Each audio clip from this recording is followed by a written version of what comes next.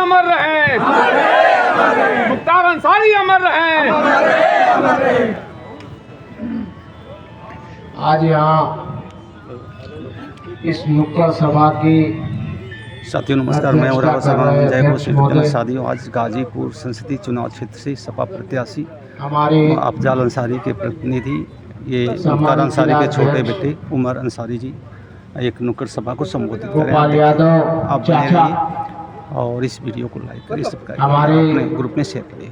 धन्यवाद। सदर से विधायक और आपके अजीज जय किशन साहू चाचा,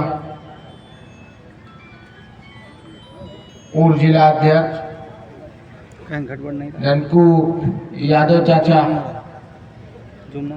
हमारे बड़े भाई सत्या जी, हमारे चाचा मुन्नन यादव चाचा, तमाम समाजवादी पार्टी के यहाँ पटेल चाचा दिखाई दे रहे हैं, सभी समाजवादी पार्टी के इंडिया गठबंधन के सम्मानित नेतागण, कार्यकर्तागण, आप बड़े बुजुर्गों, माओ बहनों, नौजवान भाइयों, मैं उमर बिन मुख्तार अंसारी आप सबको सलाम और आप सबको प्रणाम करता हूँ। आज से 2 दशक पहले सन 2004 में इसी तरह लोकसभा का चुनाव था और मैं 6 साल का था। माननीय अध्यक्ष जी समाजवादी पार्टी के ही सिंबल पर अफजाल बाबा चुनाव लड़ रहे थे और उनके सारथी मेरे पिता मरहूम मुख्तार अंसारी साहब थे। 2019 में चुनाव लड़े तो मेरे बड़े भाई अब्बास अंसारी साहब ने जखनिया विधानसभा को खास तौर पर और सभी अन्य 4 विधानसभाओं को भी घूमकर और उनके साथ प्रचार किया, कंधे से कंधा मिलाकर। आज परिस्थिति ऐसी है कि मेरे पिता, मेरे वालिद इस दुनिया में नहीं हैं। मेरे भाई भी झूठे मुकदमों में फंसाकर जेल भेज दिए गए हैं और वो भी यहाँ पर नहीं है।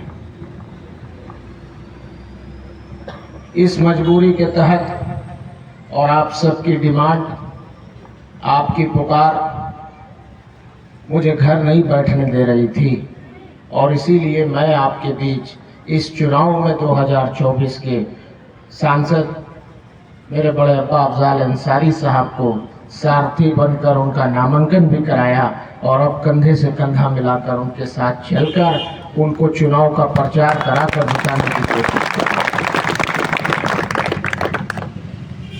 कोई भी मुद्दे पे बात करूं उससे पहले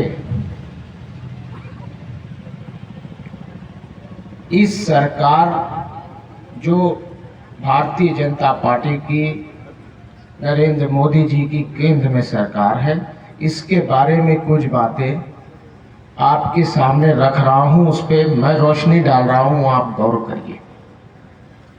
एक वादा मुझे बताइए जो इन्होंने किया हो और उसको पूरा कर दिया हो और इस चुनाव में उन वादों के बलबूते अगर ये चुनाव लड़ रहे हैं। इन्होंने कहा था 15-15 लाख रुपया देंगे। क्या 15-15 लाख रुपया आप में से सबके अकाउंट में आ गया? बात तो पुरानी हो गई ला, लेकिन सही बात है। मेरी माएँ बहनें पीछे खड़ी हैं, लगा था कि आप लोगों के अकाउंट में आ गई है, नहीं ना?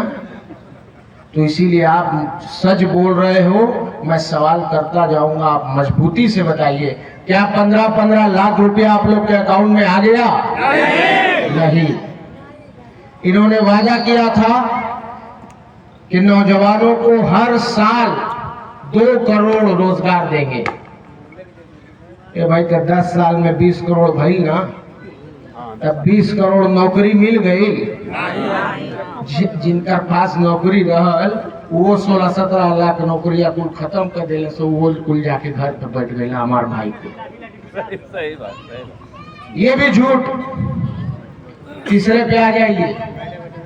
इन्होंने कहा था और बड़ा ठोस वादा किया था अब की बार मोदी सरकार कहते थे और कहते थे कि महंगाई की मार कम होगी। आप अपने दिल पर हाथ रख के बताइए, क्या सरसों का तेल का रुपया बढ़ गया कि नहीं बढ़ गया? क्या पेट्रोल डीजल का रुपया बढ़ गया कि नहीं बढ़ गया? सबका दाम बढ़ा, चीनी का दाम बढ़ा, एक यूरिया की बोरी उसमें माल भी कम हो गया, पता है ना?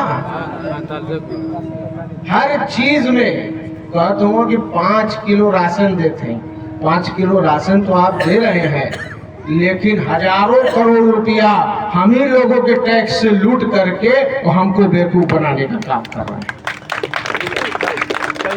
बात मुद्दे पर कर लीजिए। पहले कोई वादा नहीं जिसको इन्होंने पूरा किया। हर वादे को ये कहते हैं कि जुमला था, तो जुमला बोले खातिर तो के प्रधानमंत्री बने नहीं हो जाए। आपने LIC बेच दिया, आपने रेल बेच दिया, आपने एयरपोर्ट बेच दिया, आपने लाल किला बेच दिया, चाहे बेचत बेचत सारा देश बेच देना। पोस्ट ऑफिस के चक्कर में अभी है, पोस्ट ऑफिस के चक्कर में। आप देखिए, गौर करिए, देश पे क्या मुसीबतें, क्या तकलीफें आती जा रही हैं। कहा जाता है कि आजादी के बाद से सबसे मजबूत सरकार और जंग चाइना लाल आग दिखावा था। हिंदुस्तान की जमीन में घुस के कब्जा कर देता है और ये कहते हैं, अब प्रचार बने ले हुआ सो कि पापा ने वार रुकवा दी। तो पापा मणिपुर का दंगा कहने रुकवा था हुआ। मणिपुर में दंगा हो रहा है, एक प्रदेश एक सूबा जल रहा है। प्रधानमंत्री जी आज तक वहां एक बार भी नहीं गए। ये इस देश के मुद्दे हैं। क्या आपके सामने नहीं है कि 300 किलो RDX इसी मजबूत सरकार में, इसी मोदी जी की सरकार में 300 किलो RDX आई और पुलवामा का हमला हुआ और हमारे जवान शहीद हो गए। इसकी कमजोरी थी। वहां का तो राज्यपाल जम्मू कश्मीर का हुआ इत्तेफाक से जो उस समय रहना, उन्होंने तो खोल दिया और मीडिया में भी अपनी बात कह दी कि ये हमारी नाकामी से हुआ था। और जब मैंने इसकी चर्चा माननीय प्रधानमंत्री जी से की तो प्रधानमंत्री जी ने कहा कि तुम चुप हो जाओ, अब किसी से कुछ बोलना मत। आप क्या बेवकूफ बनाते हो? आप क्या ख्वाब दिखाते हो? आप कहते हो 400 पार, अब तो वो नारा बंद कर दे सो खुदे। अब ये नारा नहीं लग रहा है। यूपी में 80 में 80 कहा जाता था, और 80 में 80 तो भाजपा लड़ते नहीं थे तो कैसे जीती? एक घोषिये में NDA लड़ा था, वो जन चुनाव चिन्ह दूसरा कमल नहीं थे। आप गौर करिए, हर चीज में इनकी झूठ है। इस पार्टी का नाम भारतीय जनता पार्टी नहीं, BJP का मतलब है भारतीय झूठा पार्टी। सबसे ज्यादा झूठ अगर बोलना है और मजबूती से बोलना है, बुलंद आवाज से बोलना है, तो वो भाजपा से सीख। एक तरफ इनके कारनामे हैं और एक तरफ इंडिया गठबंधन की, कांग्रेस की और सपा की जब सरकारें रही तो क्या शानदार काम हुए।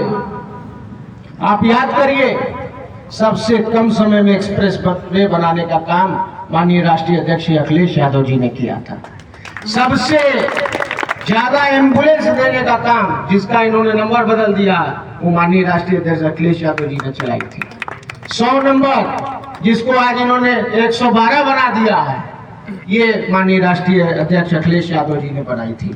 लैपटॉप वितरण, जितनी योजनाएं हैं, ये सब समाजवादी पार्टी की सरकार में थी।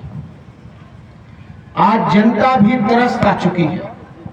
पश्चिम से चुनाव शुरू हुआ और पूरब की तरफ आ रहा है, और मैं आपको बड़ी जिम्मेदारी से बताता हूं कि मोदी सरकार अब जा रही है। मोदी सरकार अब 4 जून को वापस आने वाली नहीं है।